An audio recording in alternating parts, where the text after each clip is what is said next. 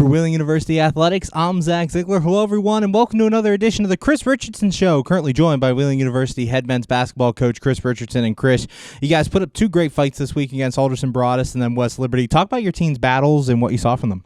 Yeah, Wednesday night, against Alderson Broadus, a team that got us at the buzzer at their place. I know our guys were motivated, even though that was months ago, and a lot's happened since then. But they're motivated to put together 40 good minutes. Played with a lot of urgency, and I just thought our approach, our maturity, our consistency was as good as it's been all year. And that's important because obviously the closer you get to the end of the season, the closer you get to the month of March, that's how you have to play to continue playing. And I know we'll talk about that here in a few minutes, but I really, really was proud of just our total team effort and how together we were for 40 minutes the other night. I thought our bench was outstanding, our energy. There's one play that just stands out in my mind where Andrew Taylor I think it was a free throw rebound late in the first half, he didn't start. He came off the bench for the first time all season, and sometimes you don't know how a guy's going to respond to that.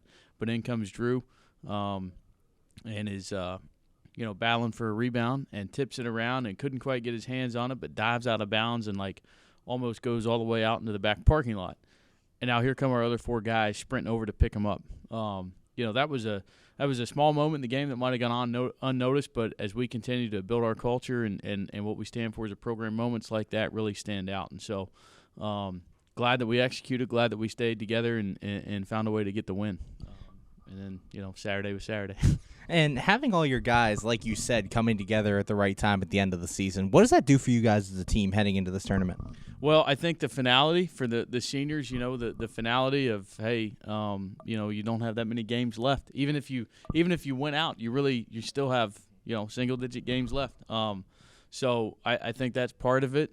I think those younger guys, are still trying to make an impression as we move into the off season down the road. And then, we continue to say we want to be playing our best basketball at the most important time and be most excited about playing this time of year. So that was good to see. We lost our way for a few minutes at the beginning of the game against West Liberty, but bounced back. We just dug too big a hole.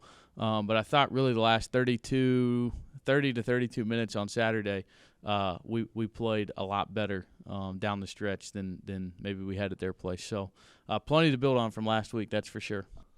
And one of the guys in that West Liberty game that I really noticed was Jay Gentry, a season-high 24 points. What was working for him, and how was he able to make those shots? Well, I teased him before the game. We talked to him and said, hey, man, your family's here. You always play well when your family's here. And then after the game, I saw his dad. And Jay comes from a great family, and obviously being from Milwaukee, Wisconsin, it's hard for them to get to as many games as I'm sure they'd like to. But I told his dad after the game, I said, hey, man, he going to shoot the ball like that. I need you guys to come back Wednesday night and stay through the weekend, But Jay puts a ton of time in, Zach. You see him in there every morning religiously at sometime between 8 and 10. He's going to be in the gym and get hundreds of shots up and, get a good game sweat going. And so it's just a product of his preparation and the time he puts in. He's one of our better shooters and does a good job picking his spots, and he was ready to shoot, knocked them down on Saturday.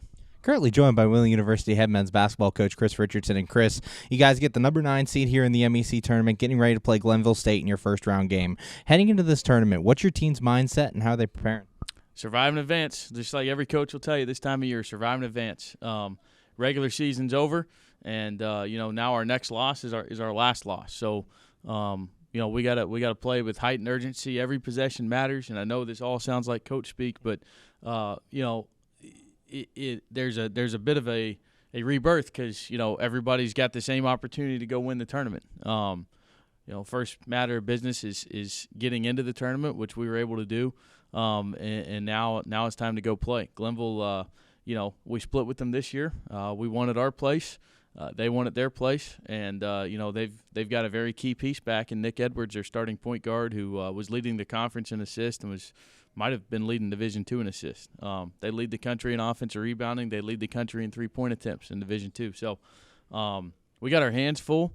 They're a very talented team that made a run last year in this tournament, and I know they're looking to do the same. So we've got to approach this game as if it's a championship game because every game in this tournament is a one-round championship game. So I know we'll come back tonight ready to practice and get ready for Glenville, and we got to continue to clean some things up ourselves as well. And being that you've seen Glenville twice already, you mentioned you beat them here and lost on the road. How does that help you coming into this third matchup, or what are some things that you picked up in those first two? Yeah, I mean, with the Mountain East, the great thing about the schedule being a double round robin is everybody gets to play each other twice. So there's no secrets. We're all friends. For the most part, our coaches in this league, we all stay in touch, and there's no secret. So you're not going to just go out there and surprise anybody. I don't think we're going to go change our offense tonight. I don't think Glenville State's going to change its offense, going into Wednesday. So it really comes down to doing what you do better than they can do what they do. You got to execute on both ends. Every possession's critical, every block out, every pass, just the decision-making from a micro aspect is very, very important, each possession. So that's basketball in March. That's what you put the time in starting in August, running the hills, right behind the president's office, and early mornings in the weight room, early mornings in the gym. All the things that you do are to prepare to play your best in March. And here we are. And I cannot think of a group I'd rather go into the tournament with than the group we've got. So we're going to embrace it and see what happens. And finally, for you as a coach, what's the best advice you give your team heading into this tournament and just preparing to go all out this week? Don't have to do anything fancy or tricky. Just be the best at what we do. We've had some moments this year where we have done that, and our guys have the confidence they can play with anybody. Not worried about our seed, not worried about matchups, anything like that. Just worried about being the best at what we do. And if we do that for 40 minutes, then we can live with the results.